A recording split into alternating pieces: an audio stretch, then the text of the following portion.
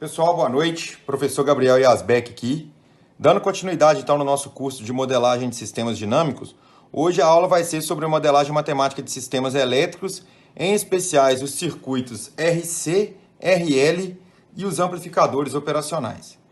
Então, é importante nós lembrarmos aqui, antes de começar nossas modelagens, das leis de Kirchhoff, das correntes e das tensões, que vão ser as leis físicas que irão nos embasar para fazer nossa modelagem. Então, a lei de Kirchhoff das correntes, ela fala que a soma algébrica das correntes em um nó é sempre igual a zero. Ou seja, a soma das correntes que chegam ao nó é igual à soma das correntes que saem desse nó. Né? Não se perde corrente, não tem como perder carga. Tudo que entra em um nó tem que sair. Isso é a lei de Kirchhoff das correntes. Então, no nosso circuito aqui, nós temos uma corrente I1 chegando nesse nó, e essa corrente ela vai se dividir nos ramos da malha para I3 e I2. A lei de Kirchhoff fala que I1 tem que ser igual a I2 mais I3, ou seja, as correntes não podem se perder, as cargas não podem se perder. Então, tudo que entra em um nó tem que sair. I1 igual a I2 mais I3. Isso que é a lei de Kirchhoff das correntes, ok? E aí nós temos a lei de Kirchhoff das tensões, que fala que a soma algébrica das tensões ao longo de uma malha de um circuito elétrico é igual a zero. O que isso quer dizer? Por exemplo, no nosso circuito aqui, eu tenho uma fonte de tensão que vai gerar uma corrente, e essa corrente, ao passar em cada um dos elementos passivos desse circuito, vai haver uma queda de tensão. E a soma dessas tensões ao longo dessa malha tem que ser igual a zero. Logo, eu tenho que V1, que é a tensão que eu estou fornecendo para as cargas aqui do meu circuito, menos a queda de tensão que ocorrer em R1, menos a queda de tensão que ocorrer em R2, menos a queda de tensão que ocorrer no meu indutor, menos a queda de tensão que ocorrer no meu capacitor. Isso aqui tem que ser igual a zero, porque eu estou em uma malha fechada. Então, é isso que a lei das tensões de Kirchhoff fala para nós, ok? As variáveis ou as grandezas físicas que nós vamos utilizar, então, na análise dos circuitos, geralmente vão ser tensões e correntes em função do tempo. Então, eu tenho uma tensão variando com o tempo, V de T, e uma corrente variando com o tempo, I de T, e eu quero achar expressões matemáticas que descrevam o comportamento dessas grandezas dentro de um circuito elétrico, ok? Vamos dar uma olhada, então, nos elementos básicos que compõem esse circuito. Então, os elementos básicos são fontes de tensão ou corrente, que são as nossas fontes de energia, resistores, capacitores, indutores e amplificadores operacionais. E aí nós temos as fórmulas físicas para as tensões e correntes nesses tipos de elementos. Então, a tabela aqui, ela fala como que a tensão e a corrente variam no resistor. Então, a tensão em função do tempo em um resistor, ela é equivalente ao valor da resistência vezes a corrente variando no tempo. O valor da corrente do resistor é igual a 1 sobre a resistência vezes a tensão variando no tempo. Já para o capacitor, a tensão em um capacitor ela é dada por 1 sobre a capacitância integral de I de T dt. Já a corrente em um capacitor é dada pela capacitância que multiplica a derivada da tensão em função do tempo. E por último, o componente que nós temos aqui é um indutor, onde a tensão é dada pela indutância, vezes a derivada da corrente em função do tempo.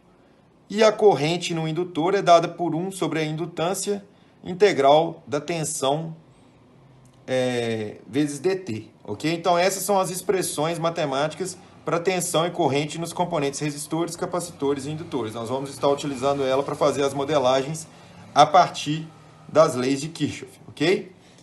Então, nós vamos entender um pouco agora como que esses componentes passivos eles funcionam no domínio da frequência, porque assim como nós vimos na unidade 1, nós vamos aplicar a transformada de Laplace nesses componentes.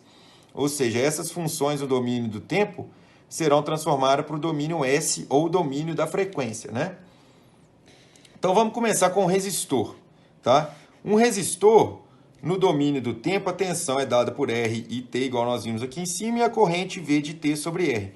No domínio da frequência, no domínio S, o V de S é igual a R I de S e o I de S é igual a V de S sobre R, ou seja, é a mesma coisa.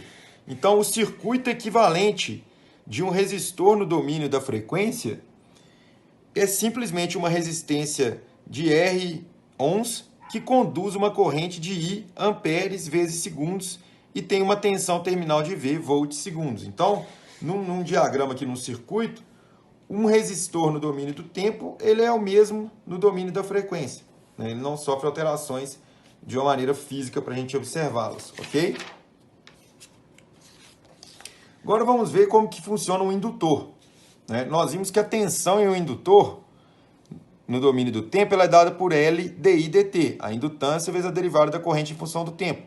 Quando nós aplicamos a transformada de Laplace, nós vamos ter a função no domínio S e uma derivada no domínio de Laplace, ela vira uma multiplicação por S mais uma condição inicial. Então, a gente tem que a tensão no domínio S de um indutor é S vezes a indutância vezes uma corrente no domínio S menos a indutância vezes I de zero, onde I de zero é uma condição inicial, né? Então, passando tudo para o domínio da frequência, a gente tem que a tensão V de S em um indutor é dada por SL I de S menos L vezes I de zero, onde I de zero é a condição inicial. Beleza, isso aqui é a expressão matemática, mas vamos tentar interpretar isso fisicamente como que ficaria, ok? Então, duas configurações de circuitos diferentes satisfazem essa equação acima aqui no domínio da frequência depois da transformada de Laplace. A primeira, a gente tem uma impedância de SL ohms em série com uma fonte dependente de L e 0 volts por segundo, volts segundos. É um jeito de interpretar essa equação aqui. E o segundo circuito que satisfaz também essa equação é dado por uma impedância de SL ohms em paralelo com uma fonte de corrente independente de I0 sobre S amperes segundos. Então, o circuito físico aqui, quando a gente está falando desse segundo caso, a gente isola a corrente e aí a gente tem essa fonte de corrente aqui dada sobre uma tensão, sobre uma impedância de SL11 e uma fonte de corrente independente com módulo de zero sobre S, ok? Então, os circuitos para essas três condições seriam no domínio do tempo e no domínio da frequência. Então, eu tenho um indutor em série com uma fonte independente de tensão e um indutor em paralelo com uma fonte independente de corrente. São as interpretações físicas para transformar de Laplace da tensão em um indutor, ok? E por último, nós temos que analisar o capacitor, né? O capacitor, a corrente dele é dado pela capacitância vezes a derivada da tensão em função do tempo. Então, quando nós aplicamos a transformada de Laplace, nós temos que a corrente no domínio S, I de S, é dado pela capacitância, que multiplica SVS menos V0. Isso aqui, se a gente multiplicar o C aqui para expandir, a gente vai ter que a corrente no capacitor é dada por S CV de S menos CV de zero. Aqui é a condição inicial novamente. E aí a interpretação física para essa transformada de Laplace pode ser que a corrente I no domínio da frequência ela vai ser a soma de duas correntes de ramo. Um ramo consiste de uma admitância de SC, então seria esse ramo aqui. Vamos considerar esse aqui o ramo 1. A admitância SC. E o segundo ramo consiste em uma fonte de corrente independente de C vezes V0 amperes por segundo. Então, os circuitos físicos dessa interpretação da transformada de Laplace da tensão da corrente no capacitor vai ser no domínio do tempo a nossa corrente, no caso de C dV dt. E no domínio da frequência, a gente vai ter os dois ramos da corrente, sendo que uma é a fonte independente de corrente e a outra eu tenho a admitância de SC Siemens ou a impedância de 1 sobre C Siemens. Então, essa é a interpretação física para transformar de Laplace dos nossos componentes passivos de circuitos, que são as resistências, as indutâncias e as capacitâncias, né? Os resistores, indutores e capacitores. Ok, turma? Então, agora, nós vamos estudar a modelagem de circuitos RL e circuitos RC, que são circuitos com uma resistência e um indutor em série e uma resistência e um capacitor em série, ok? Então, por que é importante nós estudarmos esses circuitos e quais as aplicações dele? Bom, circuitos que têm uma resistência e um capacitor em série, eles são muito utilizados em filtros do tipo passa-baixa, instrumentação elétrica e eletrônica, além de ser parte integrante de compensadores em uma malha de controle, ok? Já os circuitos RL, que é um resistor e um indutor em série, eles são muito utilizados em filtro passa alta, modelos de enrolamentos de máquinas elétricas, circuitos de excitação em máquinas síncronas, entre outras aplicações. Então, pessoal, vamos partir para a modelagem de circuitos RC, ok? Então, um circuito RC, ele tem a seguinte forma, ele tem uma fonte de tensão, que a gente chama de EI, e ele vai criar uma corrente que passa por um resistor e um capacitor em série, e eu tenho uma tensão de saída EO, que é equivalente à tensão do capacitor. A função de transferência, então, é dada por G de S igual a EO de S, a tensão da saída no domínio da frequência, dividido por EI de S, que é a tensão de entrada no domínio da frequência. Ok? Então, para nós obtermos essa função de transferência G de S, nós vamos passar pelos seguintes passos. Então, a primeira coisa é definir o problema. O que nós queremos encontrar com a nossa modelagem? Nós queremos, então, obter a função transferência G de S desse circuito RC, considerando EI como entrada e EO como a saída do sistema. Esse é o nosso objetivo com o problema. As leis fundamentais físicas que eu vou utilizar para fazer essa modelagem vão ser as leis de Kirchhoff e das malhas. Então, eu vou fazer as tensões nessa malha tem que ser igual a zero, ok? E aí vem uma parte muito importante da modelagem, que são as simplificações. Então, para esse circuito, nós vamos considerar os resistores puros e lineares e o valor da resistência constante. Os capacitores serão puros e lineares e os valores das capacitâncias também serão constantes. Os fios são condutores perfeitos, ou seja, a impedância desse fio é nula. As condições iniciais são nulas e o comportamento do circuito é linear. Tudo isso aqui são simplificações que vão facilitar a modelagem do nosso circuito. Mas a gente vai lembrar que quanto mais simplificações nós inserimos no circuito, maior será a distância do nosso modelo matemático do fenômeno físico em questão, né? Então, vale você considerar se vale a pena você simplificar tanto e se a diferença dos resultados matemáticos para os físicos estão dentro das aceitáveis. Agora, pessoal, é a parte que nós temos que fazer o equacionamento do nosso circuito RC. Para isso, a primeira coisa que nós temos que fazer é encontrar a equação diferencial integral que descreva o comportamento do nosso circuito. Para isso, nós temos que aplicar a lei de Kirchhoff das malhas, né? Então, vamos começar por aqui. Eu tenho a tensão EI, que é a minha tensão de entrada da fonte. Então, EI menos RI de T, que é a queda de tensão na resistência, menos a queda de tensão no capacitor, que é dada, como a gente já viu nas aulas passadas, por 1 sobre C integral de 0 a T de IT dt, certo? Então, eu tenho a tensão que a minha fonte está fornecendo para a corrente do circuito, menos a queda de tensão da resistência, menos a queda de tensão do capacitor, isso tem que ser igual a zero. É o que a lei de Kirchhoff fala para nós. Lembrando que o nosso objetivo é encontrar a função de transferência, que é EO sobre EI. EO é a mesma tensão do capacitor. Então, nós podemos escrever que EO é igual a 1 sobre C, integral de I de T, dt. Certo? Agora, nós vamos aplicar a transformada de Laplace nessas duas equações. Vamos chamar ela de equação 1 e equação 2, e vamos considerar as condições iniciais nulas. Então, EI no domínio do tempo, a transformada de Laplace de EI, então vamos escrever aqui, ó, aplicando a transformada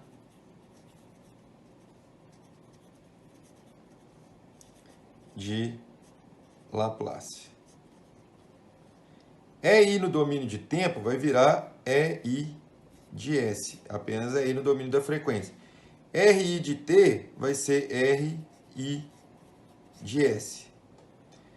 A gente sabe quando é integral, nós temos que dividir por S, então o valor dessa integral aqui da tensão no capacitor vai ser 1 dividido por SC I de S. Isso tudo é igual a zero. Logo, EI de S vai ser igual, vamos colocar I de S em evidência, que multiplica R mais 1 sobre SC. Tá? O que eu fiz aqui, eu coloquei I de S em evidência, então fica menos R menos 1 sobre SC, mas nós passamos ele para o outro lado da igualdade, então o sinal muda. Então é R mais 1 sobre SC.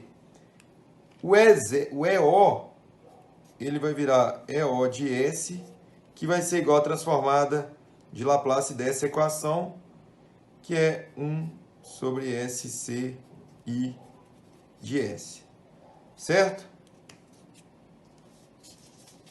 Então, pessoal, como nós estamos procurando a função de transferência como equação, nós temos que a função de transferência G de S é dada por EO de S sobre EI de S. Substituindo os valores, EO de S é 1 sobre SC vezes I de S. E o EI de S é R mais 1 sobre SC vezes I de S. Não é isso? Então, o que a gente faz? Primeira coisa, nós vamos simplificar I, né? Que ele não tem, que tem tanto no numerador quanto no denominador. Nós podemos simplificar essas variáveis, tá? E chegamos à conclusão, então. E outra coisa que eu vou fazer aqui para ficar mais elegante, eu vou dividir o numerador e o denominador por SC. Eu vou multiplicar o numerador e o denominador por SC. Então, eu vou multiplicar aqui por S vezes C e vou multiplicar aqui por S vezes C. Então, S vezes C dividido por S vezes C, eu tenho 1 aqui em cima no numerador. R vezes SC vai ficar RCS. 1 sobre SC vezes SC vai dar 1. Então, esse daqui é o resultado da nossa função de transferência para o circuito RC analisado, ok? Então, dando sequência à nossa aula, pessoal, a transformada de Laplace para os componentes passivos quando as condições são nulas, nós vimos que vale o seguinte: a transformada de Laplace para um resistor é dado V de S igual a R I de S. Para um capacitor, V de S é igual a 1 sobre SC I de S. E para o indutor, a tensão no domínio S é dada por S L I de S, ok? Se nós isolarmos, então, I de S nas equações acima, nós vamos ter que Vs sobre I de S é igual a Z de S. Na verdade, nós não vamos isolar I de S, né? Nós vamos dividir ambos os lados por I de S e nós vamos isolar a parte que está multiplicando I de S.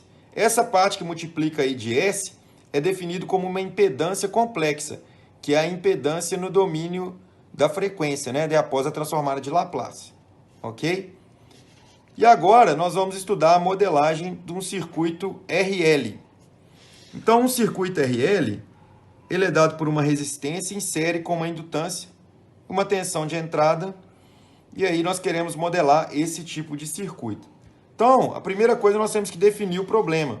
No caso do circuito RL, nós não vamos querer a tensão de saída pela tensão de entrada, e sim, a obtenção da função de transferência para esse circuito vai ser a tensão de entrada e a corrente I como saída. Então, vai ser I de S sobre EI de S. Será o nosso objetivo do problema, certo? A lei física que nós vamos usar é a lei de Kirchhoff das malhas. As simplificações que nós vamos utilizar vão ser idênticas às simplificações que nós fizemos no circuito RC. Pessoal, então agora nós vamos partir para a parte de equacionamento do nosso circuito RL. Para isso, nós temos que começar aplicando a lei de Kirchhoff das malhas, né? Então, nós temos que EI menos RI de T menos L DI dt é igual a zero. Lembrando que o nosso objetivo nesse equacionamento é achar a função de transferência que relaciona a corrente do circuito pela tensão de entrada, ok? Então, vamos aplicar a transformada de Laplace na nossa equação aqui de cima. Então, EI no domínio do tempo vai valer EI de S menos RI de S menos LS I de S, né? É igual a zero. Então, colocando aqui em evidência, eu tenho que EI de S é igual a I de S, que multiplica R mais LS, certo? Eu tenho essa equação aqui. O meu objetivo é achar I de S dividido por EI. Então, olha só, eu posso dividir os dois lados dessa equação por EI. Então, vou ficar I de S sobre EI. E aqui eu vou ter 1. E posso passar o R mais LS dividindo, né? Vamos fazer isso aqui, então. Primeiro, eu vou dividir tudo por EI de S. Então, eu tenho que 1 é igual a I de S dividido por R mais LS. Tudo isso aqui dividido por EI de S. E agora eu vou passar o R mais LS dividindo. Então, eu tenho que I de S dividido por EI de S é igual a 1 sobre R mais LS, que é a função de transferência que nós estávamos procurando com o nosso equacionamento. Então, a gente relaciona a corrente do circuito com a tensão de entrada e a gente sabe que ela é da forma de 1 sobre R mais LS. Então, dando continuidade, pessoal, como nós mencionamos no início da nossa aula, os circuitos RC e RL, eles são um dos filtros analógicos mais simples que existem, né? Estes circuitos, então, eles deixam passar uma parte da frequência do sinal desejado. Então, apenas uma parte da frequência desse sinal, que é composto por várias frequências, vão passar para a saída. Podendo, então, essas frequências serem as frequências mais baixas, que é o circuito RC que forma o nosso circuito passa baixa, ou as frequências mais altas que serão passadas, ou seja, é um filtro passa alta formado por um circuito RL. O cálculo da frequência de corte, que nós chamamos então nos circuitos, nos filtros RC e RL, vão ser dados por, no filtro RC, a minha frequência de corte é dado por 1 dividido pela resistência vezes a capacitância em radianos por segundo, ou a frequência de corte em hertz é dado por 1 sobre 2πRC. Então, no circuito RC, as frequências abaixo dessa frequência de corte, elas vão passar para a saída e acima o nosso filtro vai eliminá-las e não vai deixar que elas passem para a saída. Já no circuito RL, que é um passa alta, a frequência ela é calculada pela resistência dividido pela indutância em radianos por segundo, ou em hertz, a resistência dividido por 2π vezes a indutância. No caso do passa alta, apenas frequências acima da frequência de corte passarão para a saída, ok? Agora, pessoal, nós vamos estudar a modelagem dos amplificadores operacionais. Então, primeiro a gente tem que entender o que são amplificadores operacionais, né? Então, os amplificadores operacionais, eles são componentes ativos caracterizados por um terminal negativo, representado por V-, que é a entrada inversora do amplificador operacional. E um terminal positivo, V+, que é a entrada não inversora. Então, quando a gente olha o esquemático de um amplificador operacional, ele tem a saída inversora, a saída não inversora, a entrada inversora, a entrada não inversora e uma saída, ok? A tensão da saída desse elemento, VO, ela é dada pela seguinte expressão. VO é igual a A, que multiplica a entrada não inversora menos a entrada inversora, onde A representa o ganho do nosso amplificador operacional. A tensão de saída, então, ela é a amplificação da diferença das tensões de entrada do nosso amplificador operacional. E esse tipo de amplificador, então, ele é conhecido como amplificador diferencial, exatamente porque existe a diferença entre as entradas que vão ser multiplicadas pelo ganho, certo? Nos sistemas de controle, nós iremos considerar esses amplificadores operacionais como sendo ideais. Então, nenhuma corrente flui pelos terminais de entrada, não tem corrente nos terminais de entrada, e a tensão de saída não é afetada pela carga conectada em VO. Isso aqui são as simplificações que vão permitir a modelagem do nosso amplificador operacional. Dentre os amplificadores que nós vamos estudar aqui nesse curso, o que vai nos interessar principalmente serão os amplificadores do tipo inversor e não inversor. Então vamos entender como funciona cada um desses componentes ativos aqui. Bom, o amplificador inversor. O amplificador inversor, ele tem essa forma aqui. onde a tensão de entrada é ligada na saída, na entrada inversora, e a entrada não inversora, ela é ligada a um terra ou referência, ok? Então, nesse tipo de circuito, é o que eu falei, a entrada positiva do amplificador é ligada ao referencial ou terra do circuito, ok? A saída VO é dada pela multiplicação da tensão de entrada VI, aqui faltou chamar de R, né? Por um ganho constante. Então, a expressão de VO para um amplificador inversor, ela é dada por menos RF dividido por R vezes VI. Bom, nesse tipo de circuito, a saída ela é invertida em relação à entrada, né? Então, a gente vê que VO ela tem um sinal de negativo, então ela vai inverter o sinal da entrada. Por isso que eles são chamados de amplificadores inversores, ok? E aí nós vamos estudar também um amplificador não inversor, que é dado pelo circuito abaixo. Então, nesse tipo aqui de circuito, quando eles são não inversores, a entrada positiva ela é conectada a um valor de tensão diferente da referencial.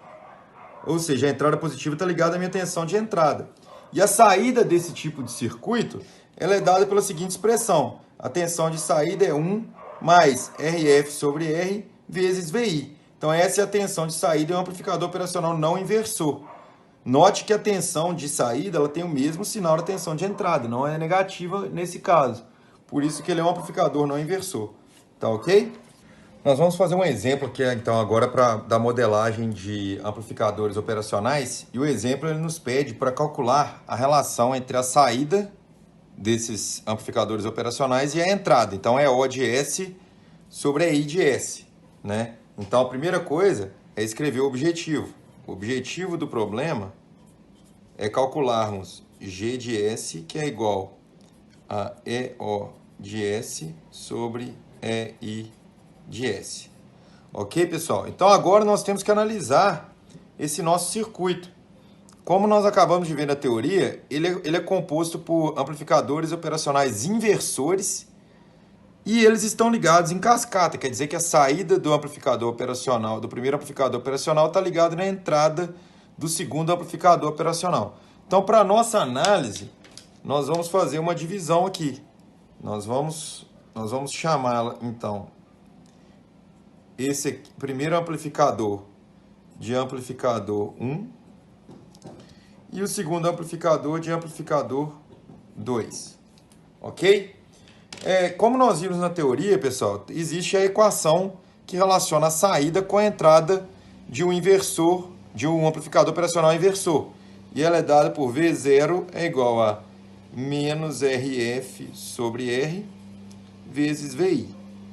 Eu posso passar o VI dividindo e eu vou ter que V0 sobre VI é igual a menos RF sobre R. Só que quando nós vimos na teoria lá, RF ele era o resistor ligado entre uma das entradas do nosso amplificador e a saída, certo? E só tinha uma resistência. Agora nós temos aqui no caso do amplificador uma resistência em série com a capacitância. Mas nós vamos analisar esse circuito aqui de amplificadores operacionais no domínio do tempo.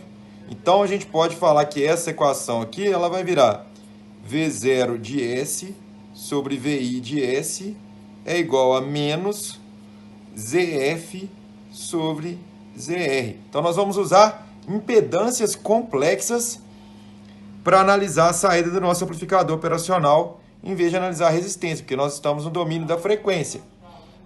Então vamos analisar para o amplificador 1. No caso do amplificador 1, vamos fazer uma analogia. O que seria VO de S no amplificador 1? Qual que é a nossa saída? VO de S seria E de S. O que seria a entrada do meu amplificador 1? Então, VI de S seria EI de S. ZF é a impedância complexa desse ramo aqui do amplificador 1. E eu vou chamar ele de Z2. Então, no caso da minha equação, o ZF vai ser equivalente a Z2. E como que eu calculo uma impedância em série de uma resistência e capacitância? Ora, Z2 vai ser igual à impedância do resistor 2 mais a impedância do capacitor 2. A gente sabe então que Z2 é igual a R2 e a impedância de um capacitor é dada por 1 sobre a sua capacitância vezes S, correto? Então aqui nós já temos a impedância. E ZR no nosso amplificador 1 seria esse resistor aqui que é R1. Então eu vou chamar ZR de Z1 e eu sei que ele vale R1. E a função transferência, então, do amplificador 1, G1 de S, ela é dada por ES por EI de S, que nós, então, vamos substituir aqui o meu EOS sobre EIS, que é igual a menos EF, mas nós chamamos menos EF de Z2, então é menos Z2 dividido por ZR, que nós chamamos de Z1. Então, essa é a função transferência do amplificador número 1. Vamos fazer agora a mesma coisa para o amplificador 2. Então, no caso do amplificador 2, o que seria VO de S? Qual que é a saída do amplificador 2? Ela é EO de S. Qual que é a entrada do amplificador 2? A tensão de entrada é E de S. O que seria, então, ZF no amplificador 2? Ora, ZF é simplesmente R4, não é isso? Então, ZF é igual a R4. E na nossa equação ZR é simplesmente R3. Então, ZR é igual a R3. Então, substituindo esses termos na nossa equação, nós temos que o G2 de S, que é a função transferência do amplificador número 2, é igual a EO de S sobre EI de S. E nós vimos que a O de S sobre EI de S, nesse caso, é menos EF sobre ZR, que vai ser menos o R4 sobre o R3. Ok? E a gente quer encontrar GS, G de S. Como o amplificador 1 e o amplificador 2 eles estão ligados em cascata, a função transferência do sistema como todo é a multiplicação das funções transferências de cada um deles. Logo, eu tenho que G de S é igual a G1 de S vezes o G2 de S. E aí vamos substituir. G1 de S vai ser menos Z2 sobre Z1. Só que Z2 é R2 mais 1 sobre C2 vezes S. Então, vamos substituir aqui, ó, menos R2 mais 1 dividido por C2 vezes S, dividido por Z1, que a gente chamou de R1. Vezes G2 de S, que é menos R4 sobre R3. Ok? Então, agora a gente tem que fazer apenas as manipulações algébricas aqui. Eu vou colocar... O que eu posso fazer? Eu posso colocar C2S aqui como denominador comum, então eu ficaria com C2S vezes R2 mais 1 dividido por C2S. E eu vou multiplicar o numerador e o denominador por R2, já que isso aqui não vai afetar o valor da minha equação, ok?